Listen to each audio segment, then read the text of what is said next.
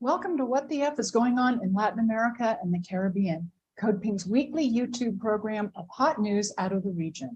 In partnership with Common Frontiers, the Council on Hemispheric Affairs, Friends of Latin America, Massachusetts Peace Action, and Task Force on the Americas, we broadcast every Wednesday on Code Pink YouTube Live. You can also find us now on Apple Podcasts, Spotify, our own Telegram channel, and we're also very pleased to let you know that Lee Camp of Rad Indie Media is posting our episodes on his website, radindiemedia.com. So you've got a lot of options to catch our episodes and even listen to them a second or third time if you like. So today's episode is Argentina, BRICS, CELAC, and the OAS, and I'm very, very excited to have all of you meet my guest, Franco Metaza, who is the Director General for Foreign Affairs of the Argentina National Senate. And we've tried for a while to get him on the program, and we're so excited to have you meet him. And we're going to talk this evening with Franco about this week's news headlines from Argentina, about Argentina possibly joining BRICS. We'll talk a little bit about some general regional themes that Argentina is playing a very large role in, multipolarity, inclusiveness, and all of that being combined today as we're seeing unfold in the region through CELAC and the Organization of American States. So let me tell you, I want to give all of you just a brief definition of BRICS. I think most of the audience knows what BRICS is. But but just in case you don't or need a refresher, here we go. The term BRIC, B-R-I-C, was coined by Goldman Sachs, I know, oh my God, economist Jim O'Neill in 2001 to describe the rise of Brazil, Russia, India, and China, BRIC.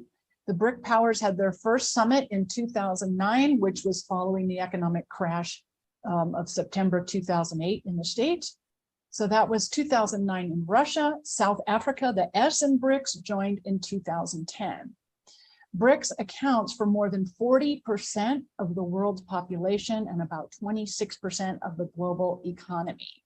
And just for reference, and Franco, correct me if I'm wrong, China is currently Argentina's main trading partner outside of South America, and India is Argentina's fourth largest trading partner and the fourth largest destination of Argentina's export. So there's already a relationship with founding members of BRICS. So everyone, I want you to meet my friend Franco. He's talking to us live this evening from Buenos Aires, Argentina. Welcome, Franco. Let me better get my Spanish right. So welcome. I'm so pleased to have you join us tonight. And so let's talk a little bit about what's happening with BRICS. This was a big news item here in Mexico and in North America. And what's the plan? Or is this just a news story? Well, hello, Terry. I'm very pleased to be here. I wanted to be here first time you invited me, but this is like the perfect time, so happy to be here. About BRICS, well, actually, it wasn't news for us. In 2014, 2015, we had this kind of idea of trying to join BRICS, but it didn't happen, and it was like a project or an idea that was in the time it was like disappearing. I remember that at the first beginning, it wasn't BRICS, it was BRIC with the S, the final S of South Africa. And when South Africa entered BRIC and it became BRICS, immediately this idea of Argentina joining began, and the letters would be BRICSA with the final A. Yeah, but then it didn't happen because Brazil was strong enough to represent the region. And now it's with our pro tempore presidency of CELAC, it's an idea that came up again. But I'm not quite sure of how is this going to work out, because the communique of BRICS says that it's a thing that still needs to discussed, and I don't think we have the consensus. But it's an interesting idea because the world is like it's becoming in different blocks, strong blocks. These weeks we had G7 summit. Today and tomorrow we NATO summit. We had this Summit of America with the one we are going to talk a little bit later. So in this configuration of this new world, this post-pandemic world, this warfare world, I think BRICS would have a very interesting position to play a geopolitical role, a key geopolitical role.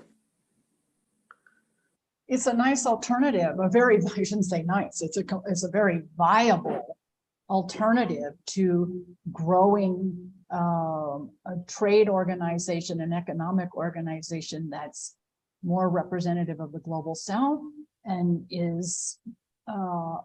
represents a multipolar, multilateral perspective versus a unilateral paradigm of the United States. It's actually very exciting. And so there's two things that you mentioned, and with Brazil and BRICS. Is it within, the coalition itself? Is it not, or how should I say this? Is the coalition focused on having a major economic partner from each continent? And so perhaps Argentina joining in South America is in competition or in conflict with Brazil already being part of the coalition, or is that not an issue at all?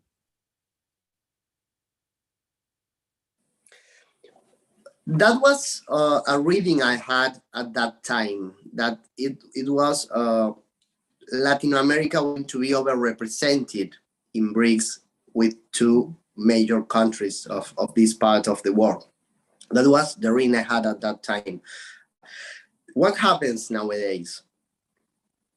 Brazil with Bolsonaro has become like apart from the whole Latin America.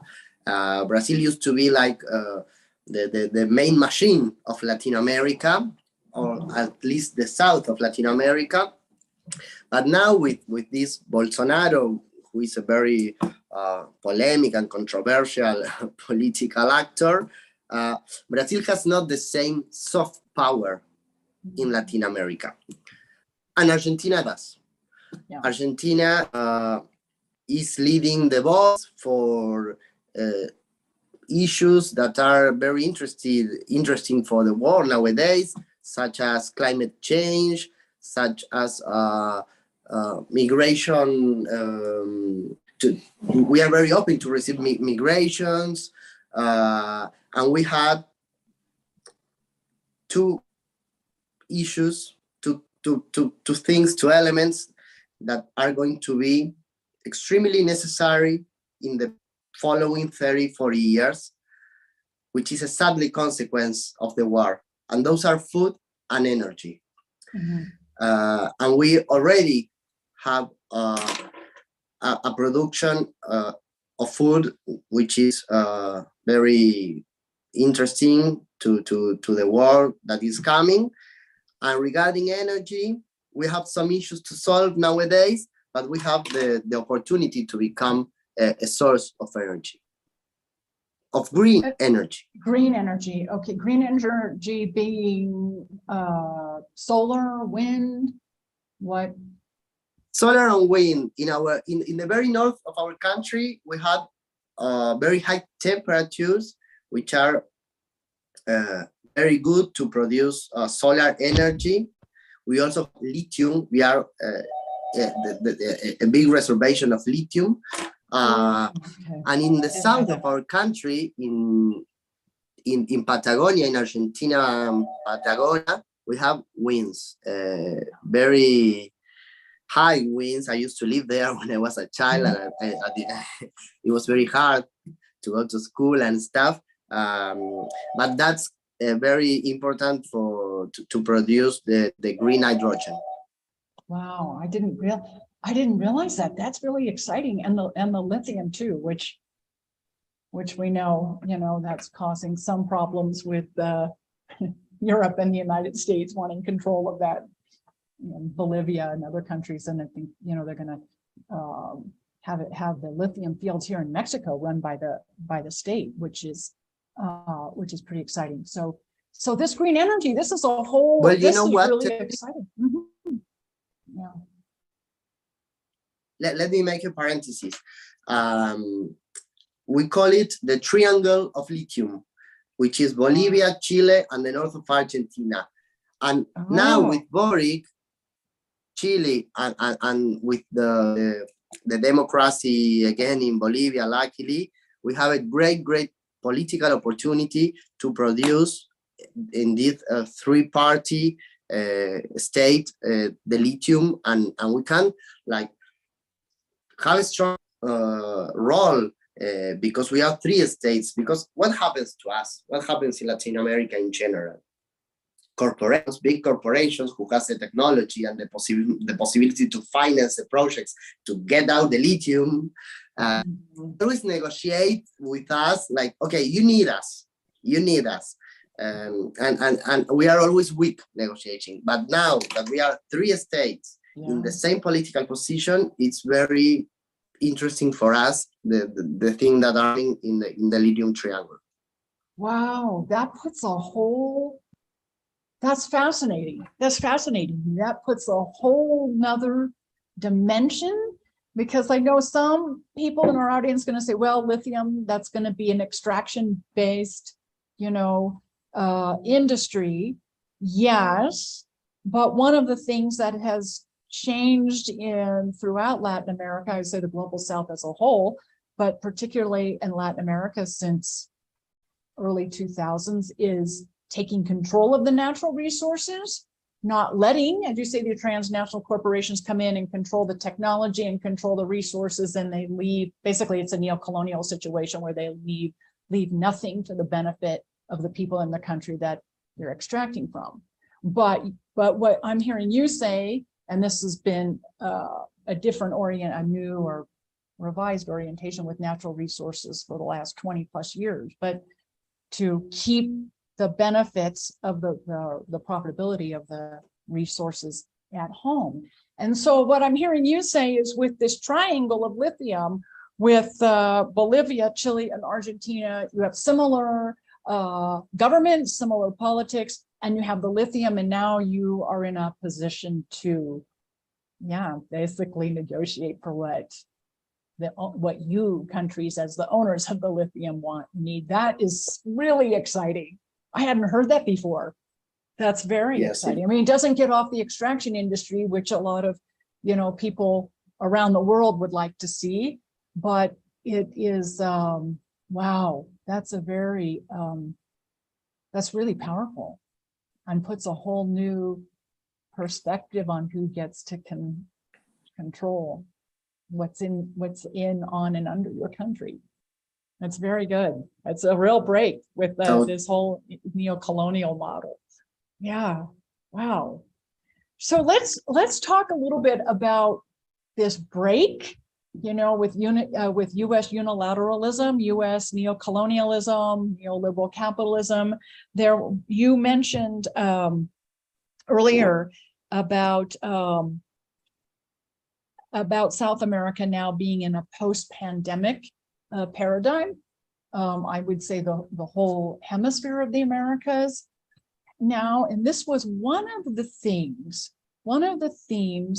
that really came out in the CELAC summit in September of 2021, September 18th here in Mexico City, was one of the things that prompted or encouraged the president of Mexico, to reconvene CELAC after a 4-year pause was this, what I perceived, I did watch the whole 5 hours of the summit, by the way, in Spanish. And one of the things that really, you laugh, you would be proud of me.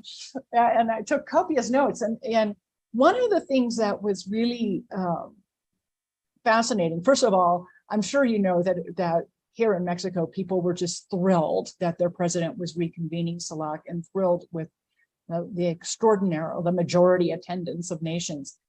One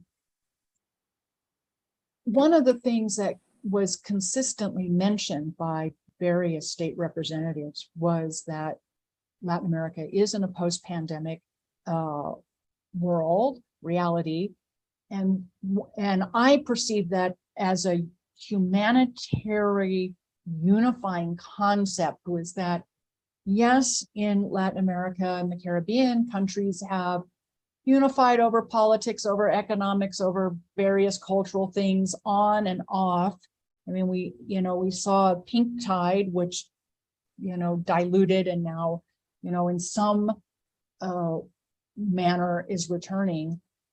But there is now, because of the COVID pandemic, what I perceive to be a humanitarian unity as well, because there was little to none support given to Latin America from the global north, my country specifically. And that became really clear that it's needed for Latin America and the Caribbean to really unite on a level, and for reasons never, or at least to me, have never really been so overt. But there is almost like this humanitarian unity now that is allowing for more broader economic understanding and unity, and not really pushing for political change before all of this happens. I kind of was very verbose there, I apologize. But I see Argentina leading this. I guess for the audience should know that the presidency of CELAC passed from Mexico to Argentina. And so President Fernandez of Argentina is now leading CELAC. It really does seem to have a focus, a humanitarian unity that's never been there before, or never been there so overtly before.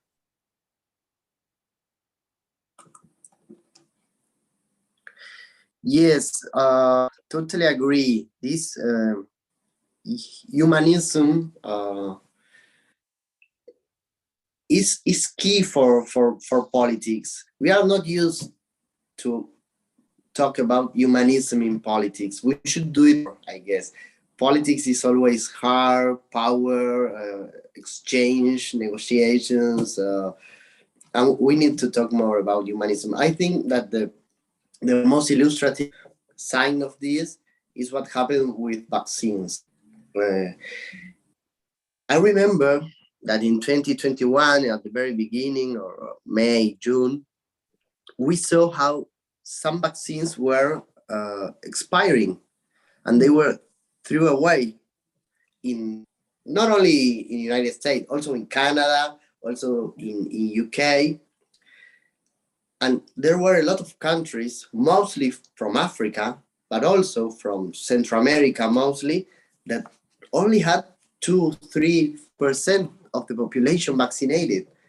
And there were vaccines that were thrown away because they were expiring.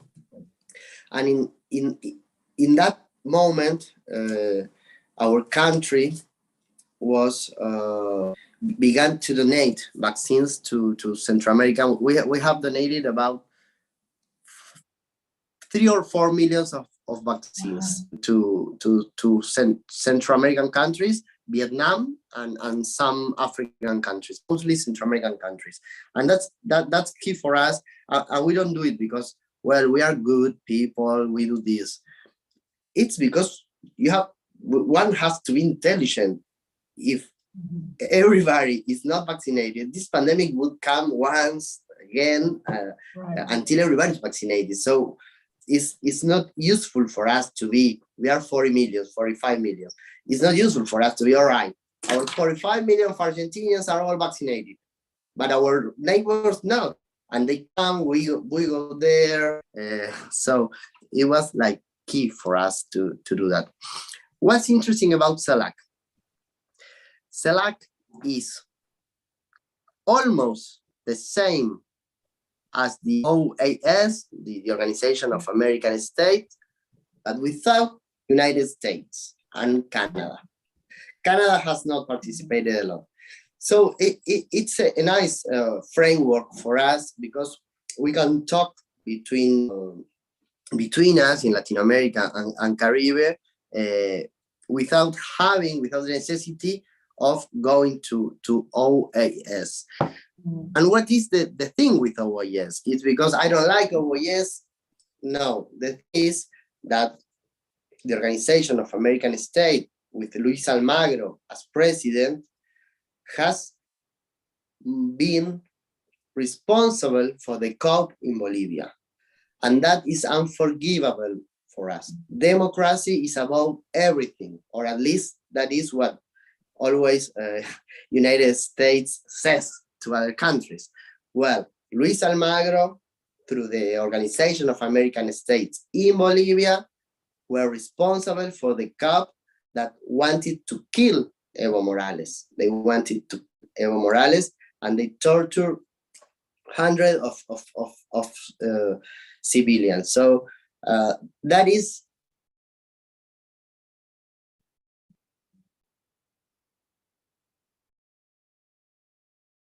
Yep, I think we lost you.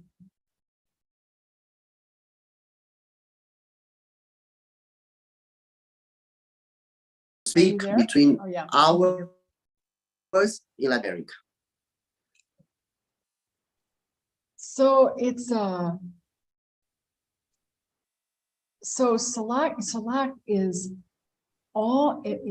everyone in the hemisphere, with the exception of the United States and Canada. The United States and Canada were not even invited to be part of CELAC, correct? And so it, unlike the Organization of American States, is inclusive. It's inclusive. And it operates because the US and Canada are not there, and it's principally because of the United States. Like you said, it can operate independently of US interventionism in all of its forms, even just, in verbal narrative. And I'm really pleased you brought up, the situation in Bolivia with Luis Almagro, who is the Secretary General of the Organization of American States, and how that was just, an overt attempt to use the institution to overthrow, a government, the president of Bolivia. I should just mention to the audience, there's a great report that the Center for Economic Policy and Research, CEPR.net, has done a fantastic study on the OAS intervention and involvement in the 2019 coup in Bolivia. So while we're talking about inclusivity and non-interventionism, let's talk about the Organization of American States and Joe Biden's Summit of the Americas that took place earlier this month in Los Angeles, which was not attended by a number of presidents because it became a very exclusive event, principally because Cuba, Nicaragua, and Venezuela were not invited. And so much of the hemisphere, and here again, we're thinking more on a humanitarian, more humanistic level than actual politics. So much of the hemisphere was upset that those three countries were overtly left off the invitation list, despite whatever political differences countries have between each other. The fact is, it was not an inclusive Summit of the Americas, and your president did attend. I know initially he thought he might not attend, but he did attend, and he, shared some very good comments right in front of those people that attended, specifically the President of the United States. And so maybe we can talk a little bit about how President Fernandez represented Argentina and the hemisphere at the Summit of the Americas earlier this month. Yes, well, he attended because it was important for the region that the voice of President Fernandez was there, because he's the president of Argentina, but also because he's the president of CELAC. He has the pro tempore presidency of CELAC, so it was important to raise that voice there. And the things he took there was that the Americas had the countries that America have. We cannot exclude one for some things and not for things. I'm going to give you an example, Terry. United States has no relation with Venezuela, right? The sanctions and stuff. But nowadays, after the war from Russia with Ukraine, and nowadays that oil is needed and the price is going high, United States begins to buy again Venezuela oil. So we have a double standard here. It's all right. I don't work with you in these issues, in political issues, but I do work with you making commerce. I mean, that's a double standard that it's that's not reasonable. And I have a thing with Cuba, Venezuela, and Nicaragua. It's very unfair for them to always put them in the same bag. They are not the same. They are different countries, and it begins to become xenophobic to always talk about Cuba, Venezuela, Nicaragua as a bad thing. It begins to become xenophobic, and they are different countries with different histories, with different governments, different systems, different people. So we have to stop putting them in the same bag. I mean, I cannot agree with Nicaragua, for example. I personally think that I think that there are a lot of problems there. That's what I think. But I need to talk to them. I need to be at the same table. We need to put light on there, because if we hide that, we put them up, we don't know what's happening there. We need to talk. We need to be at the same table. Yeah, exactly. Yeah, no, it's I mean, and that's, you know, that again comes down to the humanism and this. How can you develop a region without having everyone at the table? It isn't so much my sense is, particularly being here in Mexico City at this moment, is that the strengthening of CELAC, the reconvening of it after a 4-year pause by AMLO here in Mexico, really it came at the right moment. It's very strong. And sometimes we hear that, and in fact, some of the attendees at the CELAC summit in September 2021 outright called for CELAC to replace the OAS. But my sense is that the region as a whole doesn't, the first option would not be to replace the OAS. The first option would be allow every country in the hemisphere to participate with as equals. Recognize every country in the hemisphere as an equal, which would include Cuba, Nicaragua, Venezuela, and as you say, don't throw them all into the same bag. How are we gonna how can you understand each other, help each other, learn, trade, if we're not all at the same table, communicating with one another and building, an inclusive hemisphere?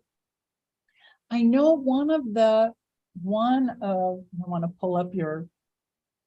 to pull up the bio you sent me, because I want to talk about Mercosur as part of this as an economic unifying institution before I let you go, because I know we're running out of time.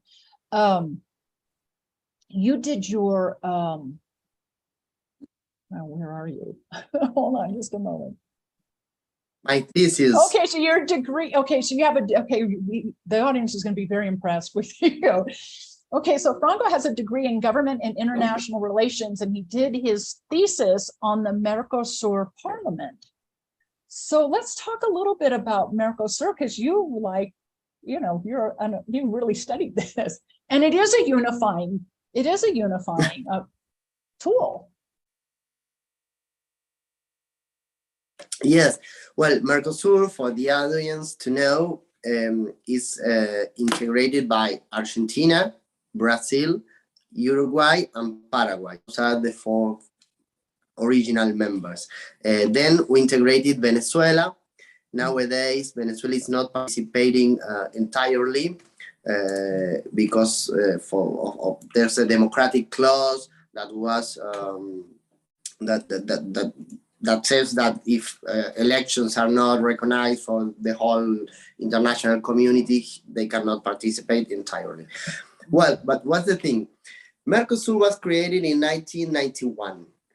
We were in this very south of Latin America. We were in the middle of the neoliberalism cycle from the 90s. Yeah. The consensus of Washington was ruling those days in economic matters. Luckily, afterwards, with Kirchner president and President Cristina Fernandez de Kirchner in Argentina, Lula in Brazil, Pepe Mujica in Uruguay, and Fernando Lugo in Paraguay, they wanted to elevate the level of discussion within Mercosur, and the integration, there were no more only economic, it was political and social integration. So Mercosur had its best years during those presidencies, and it became a better bloc, a better integrated bloc, and then at that time, the Parliament of Mercosur arose because it was necessary to discuss between parliamentarians the integration, the regional integration. Oh, okay. Wow. So yeah, integration. That's integration, and is and a more humane and multipolar approach, and it does push, and it is a